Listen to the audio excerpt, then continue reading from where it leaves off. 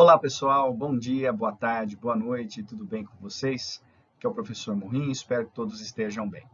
Hoje nós vamos trabalhar com a aula 39 da apostila 3, fechando aí a parte de blocos econômicos, conversando especificamente sobre a União Europeia enquanto bloco econômico.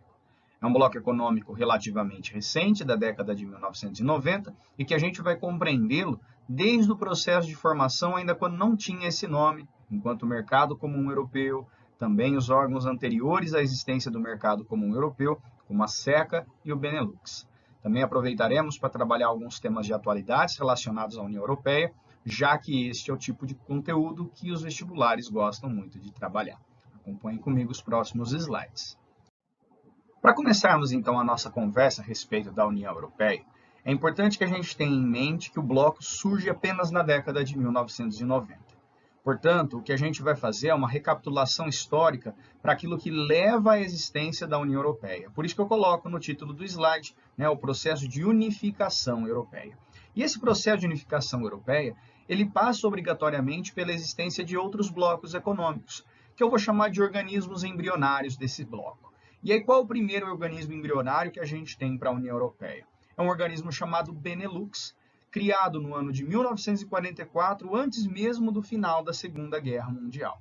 O Benelux, quando ele foi criado por três países que dão suas iniciais para a formação do nome desse bloco. O B de Bélgica, o Lux de Luxemburgo e o N de Netherlands, Países Baixos, ou como comumente a gente costuma chamar, Holanda.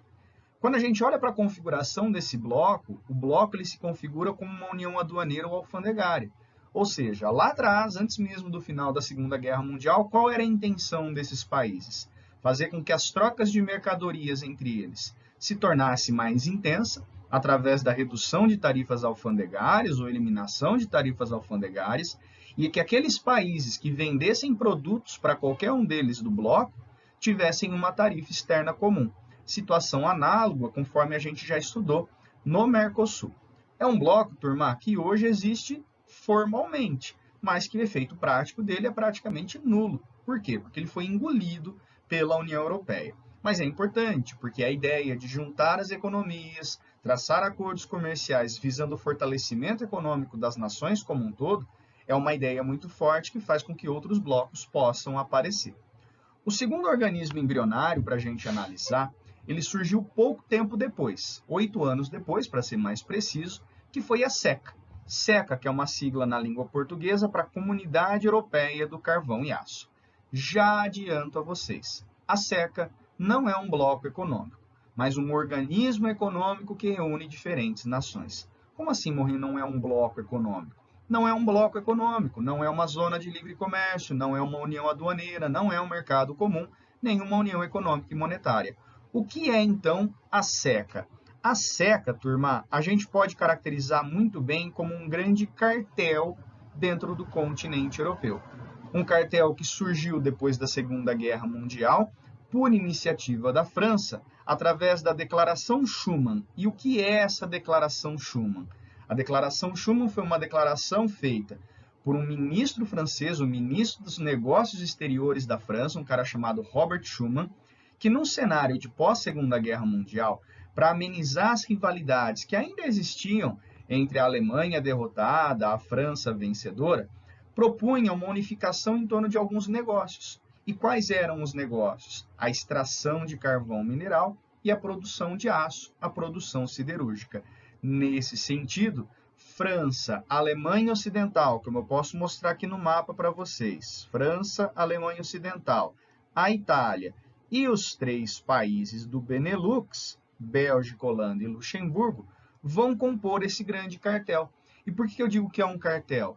Esse cartel, esse grupo de países vai ter a capacidade, de alguma forma, de comprar a produção e, consequentemente, o preço do carvão mineral, que é uma importante fonte de energia, uma importante matéria-prima, e do aço, que é uma importante matéria-prima na atividade industrial dentro da Europa Ocidental, principalmente.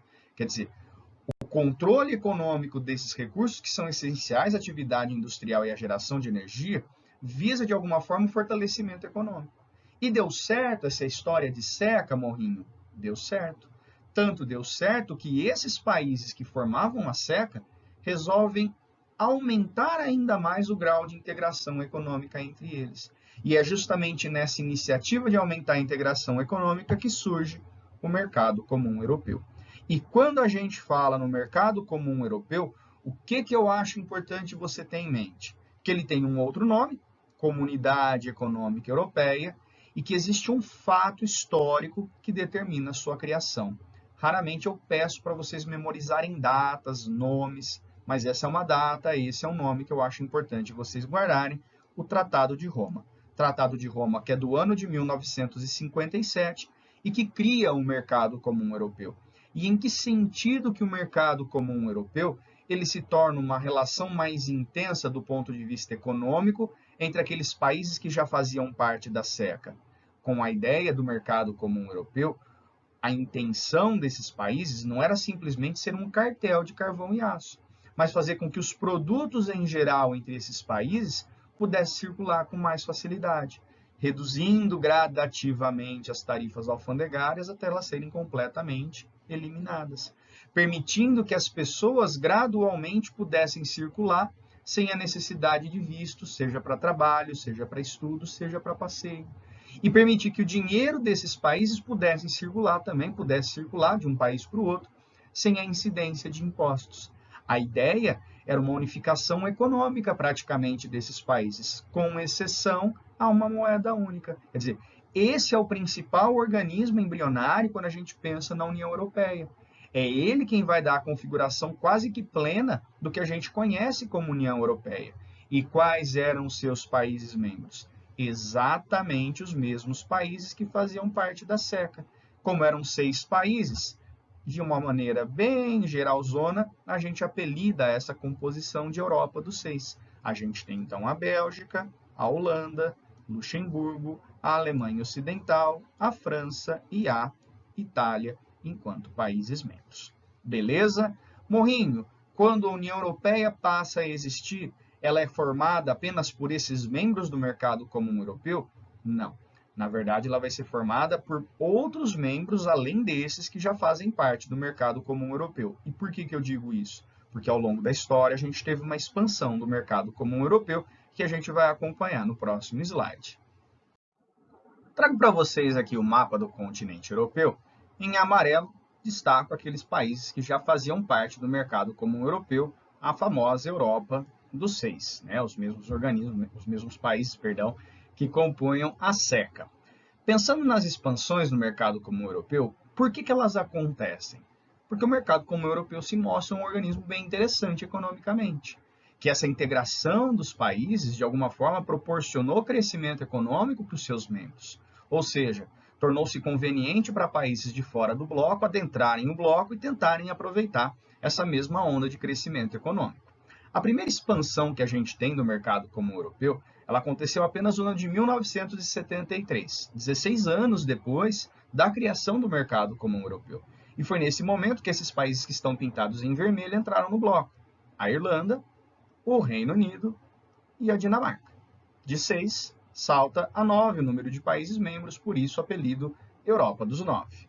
Na década de 80, duas grandes alterações a gente tem na composição do bloco. A primeira com a entrada da Grécia, formando a Europa dos 10, a Grécia, esse país que está aqui em verde, ao sul do continente europeu, e em 1986 a entrada de Portugal e Espanha, países que estão representados aí nessa cor laranjinha, formando, portanto, a Europa dos 12. Eu gosto de chamar a atenção para essas adesões da década de 80, porque todos esses 3 países eram países essencialmente agrícolas, pouco industrializados, que a gente já pode até chamar de países subdesenvolvidos para o padrão da Europa Ocidental, para o padrão daqueles países que já faziam parte do bloco. Portanto, era bastante desafiadora a entrada desses novos países no bloco, porque eles podiam levar o bloco a afundar, justamente por terem um patamar de desenvolvimento muito aquém daqueles que já participavam do bloco. Mas o resultado foi diferente. Houve um crescimento econômico e industrial muito significativo, aporte de grande quantidade de investimentos nesses países, e aí esse desafio que foi colocado na expansão do bloco em direção ao sul da Europa acabou sendo até mesmo uma motivação para posteriores expansões aí já da própria União Europeia. Veja que a gente está falando ainda do mercado comum europeu. Uma última expansão que eu acho interessante trabalhar com vocês aconteceu no ano de 1990. E, na verdade, não é exatamente uma expansão, não é a adesão de um novo país ao bloco, mas é fruto de uma transformação nesse país do bloco, a Alemanha, que durante o período da Guerra Fria, principalmente, esteve dividida em duas porções. A porção ocidental, porção essa de influência norte-americana, em que as práticas capitalistas foram comuns, e a parte oriental, que foi historicamente dominada pela União Soviética de orientação socialista. Quando o Muro de Berlim cai, em novembro de 1989, o processo de reunificação da Alemanha ganha muita força. E em outubro de 1990, esse processo vem a se consolidar, e com a consolidação desse processo, esta fronteira e esta divisão ideológica que existia simplesmente desaparecem. É como se a antiga Alemanha Oriental entrasse dentro do mercado comum europeu. E é muito interessante, porque não é simplesmente uma mudança política, é uma mudança econômica, né? A gente tinha um país que era socialista, que se converte gradativamente ao sistema capitalista e que acaba entrando no grande bloco econômico que existia até então. Esse processo de reunificação da Alemanha, de queda do Muro de Berlim, é muito bem retratado de maneira muito interessante por esse filme que eu coloco cartaz para vocês, o Adeus Lenin. Você acha aí nas plataformas digitais com relativa facilidade para assistir. Então, no momentinho aí de folga, você ganha diversão e conhecimento também acompanhando esse filme. Beleza? Em relação ao mercado comum europeu, posso dizer que com essa composição de 12 países membros é que ele vai chegar ao fim.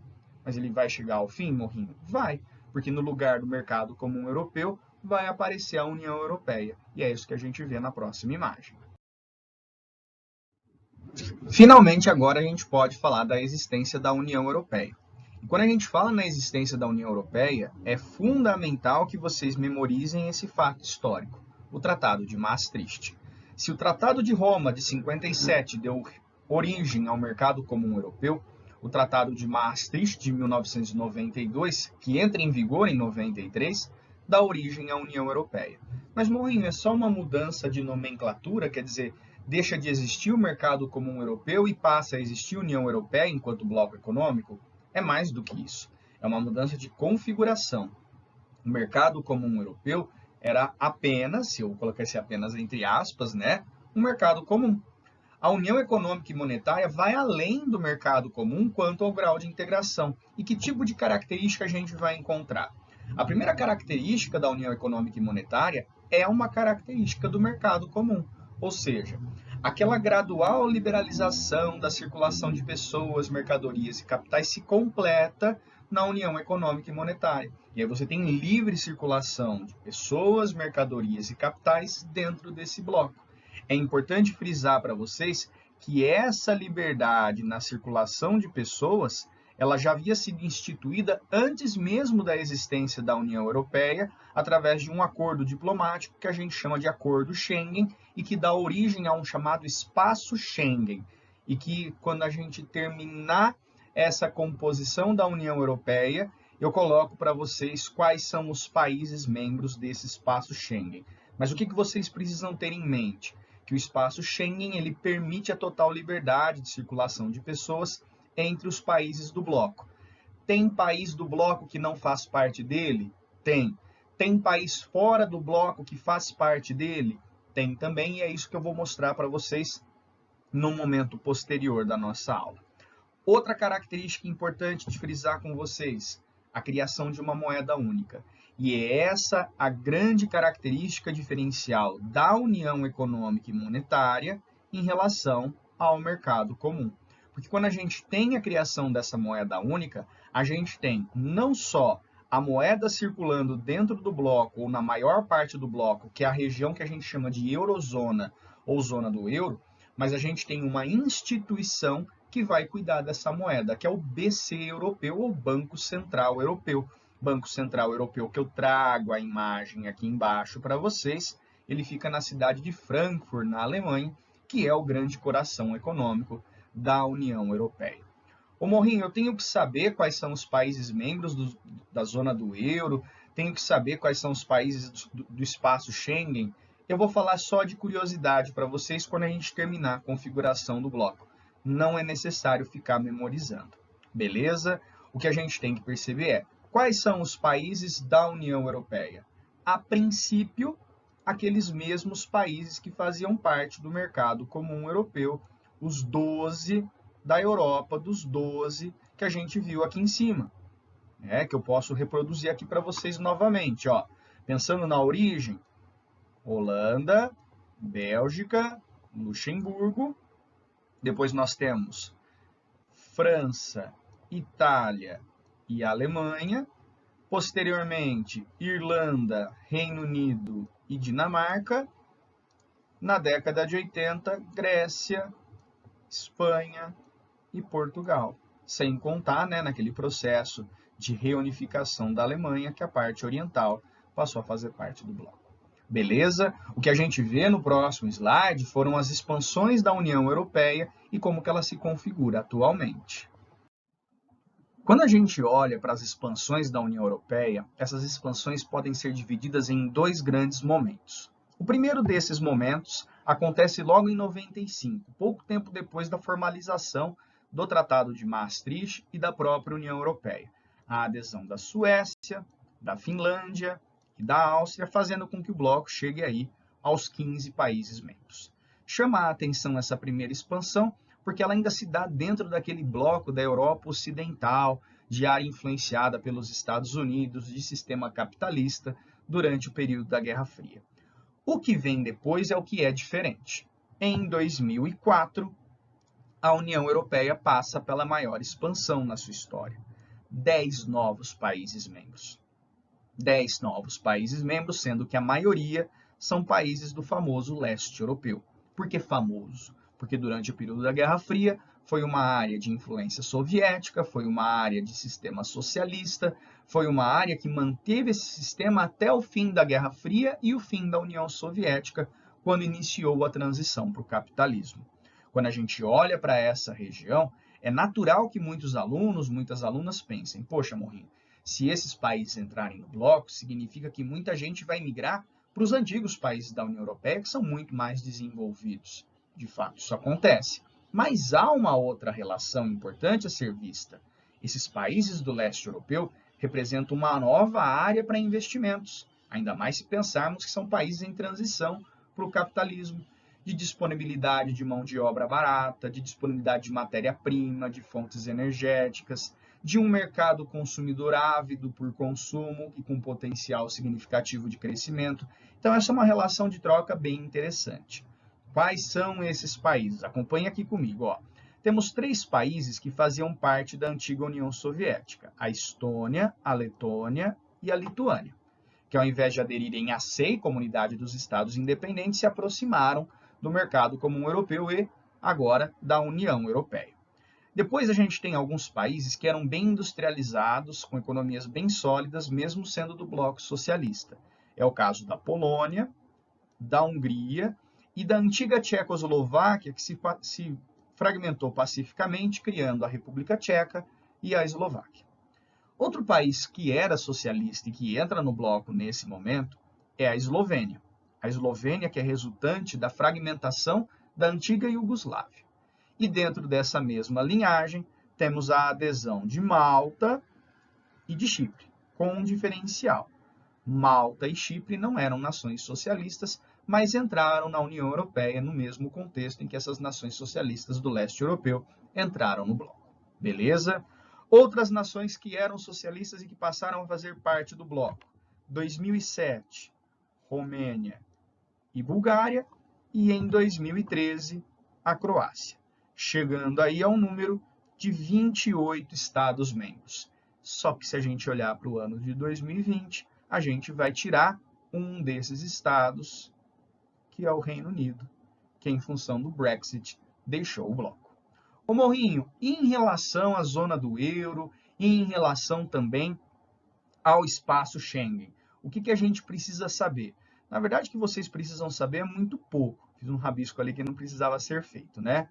Eu quero mostrar para vocês que existem alguns países dentro da União Europeia que não assinaram o espaço Schengen e não fazem parte desse espaço Schengen. O próprio Reino Unido, a Irlanda, é espaço Schengen que eu estou falando, tá? Quase fiz confusão com a zona do euro. Então, Reino Unido, Irlanda, Romênia, Bulgária e Croácia. Tá? Esses não fazem parte do espaço Schengen.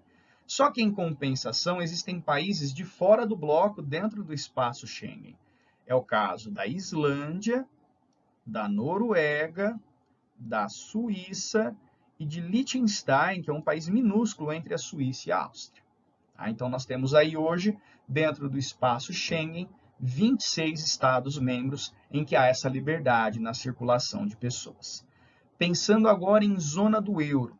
Na zona do euro, turma, temos praticamente todos os países da União Europeia, menos 8. E isso eu já não incluo mais o Reino Unido, tá? Eu já considero o Reino Unido como um país fora do bloco. Então, deixa eu apagar isso daqui do espaço Schengen e pensar os que estão fora da zona do euro.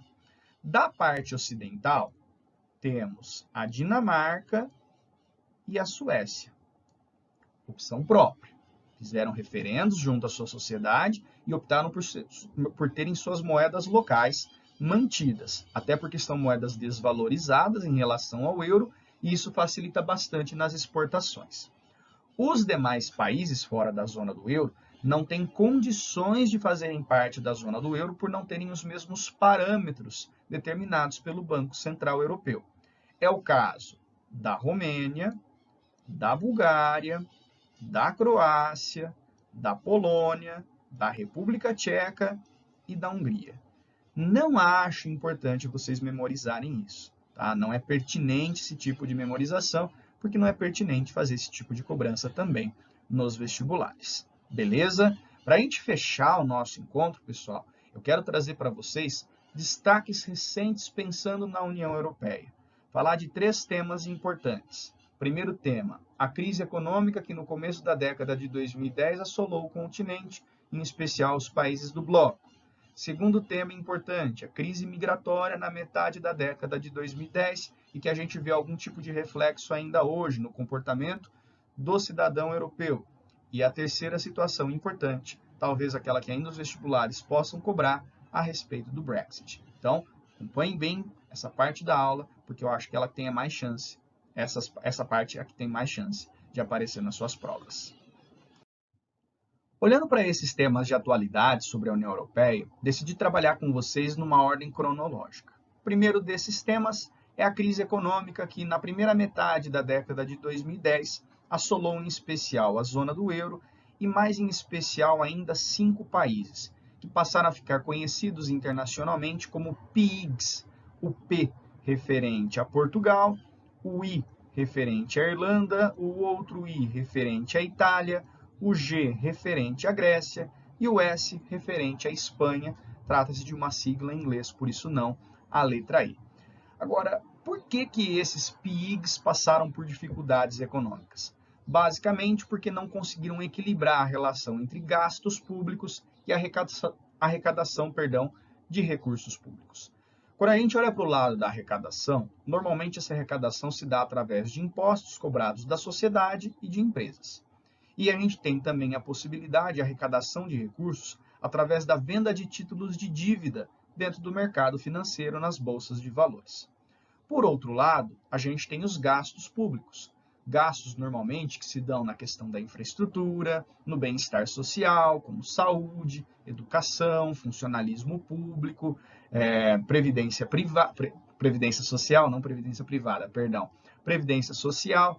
E quando a gente olha para essas contas dentro desses 5 países, os gastos eram muito maiores que a capacidade de arrecadação. E o déficit que acabou sendo criado foi muito além do déficit que foi estipulado pela própria União Europeia através do Banco Central Europeu. E aí, quando você tem essa dívida muito grande sendo criada dentro da zona do euro, para saldar essa dívida é necessário que mais euros entrem em circulação. Por isso que eu coloco como uma consequência importante dessa crise a desvalorização do euro. Então, você tem uma crise centralizada em 5 países, mas que vai afetar mais de 15 países, porque todos eles usam o euro como moeda oficial. E a gente vai deixar a crise se isolar nesses 5 países? Não. O que a União Europeia pensa? Precisamos ajudar economicamente esses PIGs.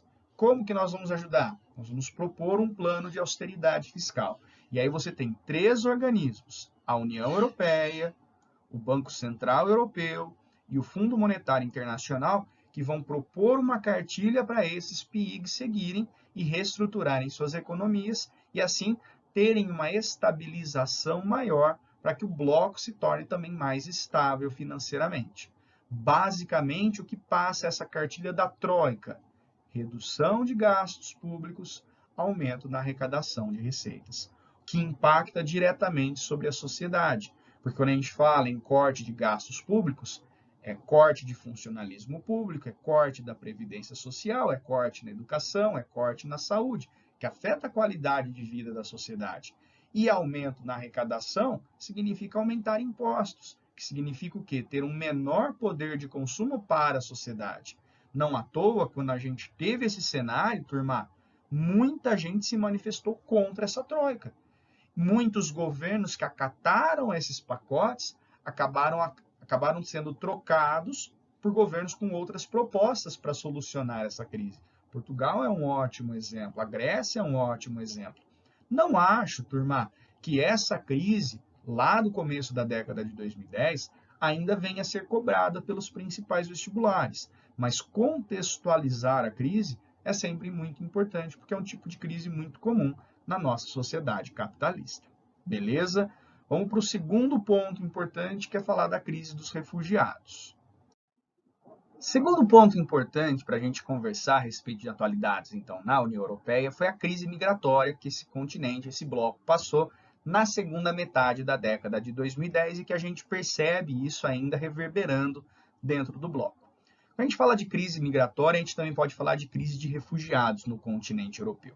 E aí, quando a gente entende, né, os fluxos migratórios, coisa que a gente já trabalhou anteriormente, a gente sabe que as migrações acontecem por diversos motivos, mas que o principal é socioeconômico. Existem motivações naturais, existem motivações políticas, guerras, mas quando a gente olha para o grosso desse movimento populacional em direção à Europa, é de origem socioeconômica. Pensando em conflitos armados, em especial na África e no Oriente Médio, a gente pode pensar na situação do Sudão, da Etiópia, da Eritreia, da Somália. Podemos pensar no Oriente Médio, na questão do Iraque, da Síria, dos curdos, podemos pensar a situação dos afegãos, todos que passaram por situações de conflito recentemente, e que esses conflitos acabam desestruturando a economia desses países e acaba se misturando em como causa aí a pobreza para justificar essa onda migratória. Quando a gente olha para essa onda migratória, o mar Mediterrâneo, qual eu aponto aqui para vocês, ele é um espaço, turma, muito importante nesse processo, muito importante nesse fato. Boa parte dos fluxos migratórios acontecem junto ao mar Mediterrâneo. Desta forma aqui, ó, em embarcações precárias. Naufrágios, infelizmente, se tornam muito comuns. Há uma foto muito triste, que eu não quis reproduzir no slide de vocês, de uma criança que aparece afogada junto à beira da praia. Talvez seja a imagem mais marcante de toda essa crise migratória. Mas não é só essa questão dos naufrágios que acaba nos preocupando. É a situação do próprio refugiado, do próprio migrante, quando tende a ir para o continente europeu. Porque esse migrante, em geral, ele acaba indo para os países que estão junto ao Mediterrâneo. Então, a gente pode pensar em Portugal, pode pensar na Espanha, pode pensar na França, na Itália, na Grécia, mas nem sempre esses migrantes querem ficar nesses países mediterrâneos. O grande destino são os países mais ricos. Aí a gente pode pensar, em especial, na Alemanha nesse sentido. E aí a intenção da União Europeia é: precisamos elaborar estratégias humanitárias para a recepção desses imigrantes. Será que todos os países topam? O que a gente vê aqui nessa imagem é uma cerca, quase que um muro, né, levantado na fronteira da Hungria com a Sérvia para tentar impedir a entrada desses imigrantes. É o sentimento de xenofobia que muitas vezes aparece junto a partidos nacionalistas dentro dos países da União Europeia.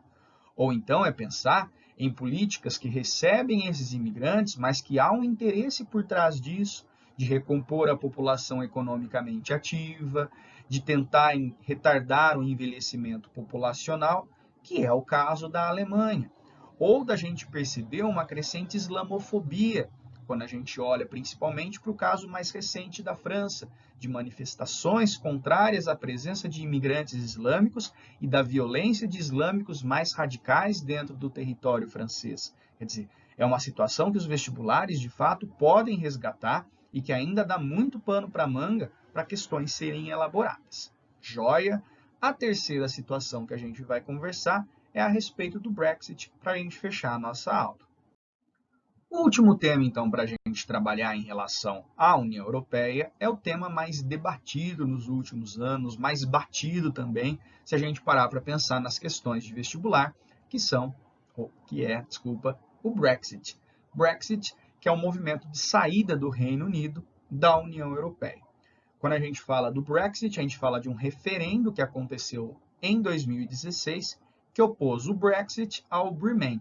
E que a vitória do Brexit foi uma vitória bem curtinha de diferença, uma margem bem curtinha de diferença que polarizou bastante a sociedade do Reino Unido. Mas o que motivou a sociedade britânica, ou a parte da sociedade britânica, a querer a saída do país de dentro do bloco? O primeiro sentimento, turma, tem a ver com o custo de manter o bloco ou de se manter dentro do bloco.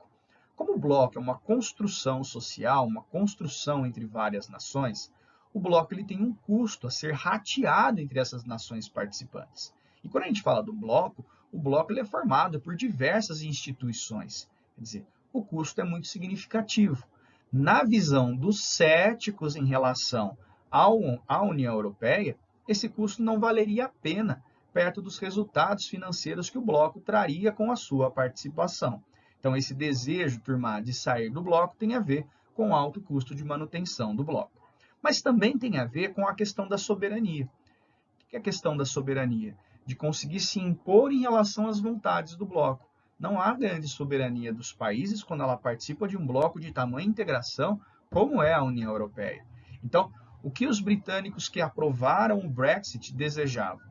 Que o Reino Unido fosse um Estado soberano em relação à União Europeia, que tivesse um poder maior de negociação comercial com outros países, de tratados sobre diversos temas como meio ambiente, a questão migratória, a participação em conflitos com outros países. Enquanto parte da União Europeia, o Reino Unido teria que se submeter ao poder da União Europeia. Então, essa questão da soberania pesou bastante também para o Brexit se tornar vencedor. E aí, ligada a essa questão da soberania, a ideia de ter uma liberdade maior para fazer os acordos comerciais.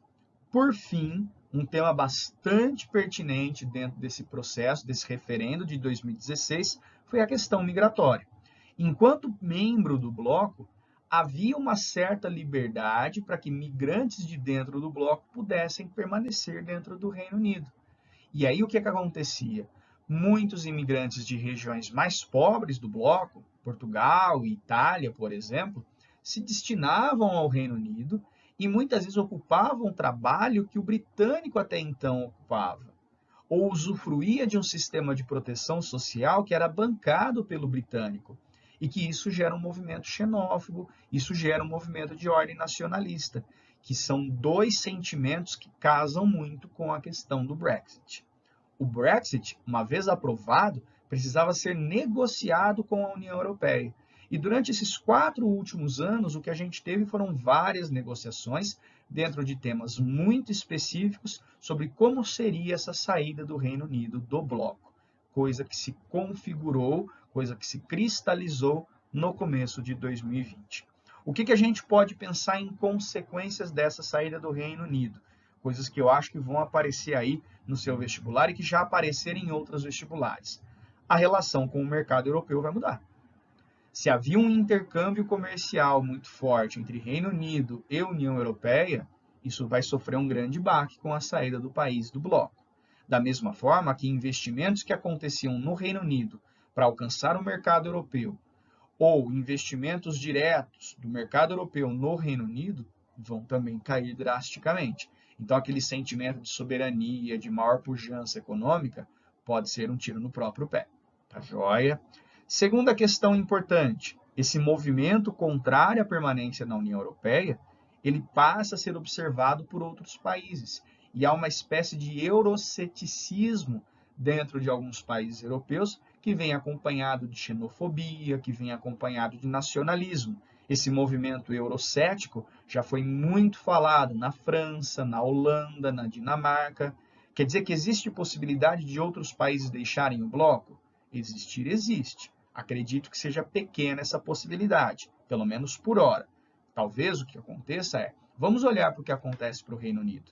Talvez se a experiência britânica for interessante, a gente também parte para o mesmo caminho. Então, são coisas para acontecer no futuro. Acho que esse momento de pandemia dá uma pausada na situação. E uma terceira situação interessante, já abordada por alguns vestibulares, é uma mudança dentro do próprio Reino Unido. Em especial na Escócia e na Irlanda do Norte.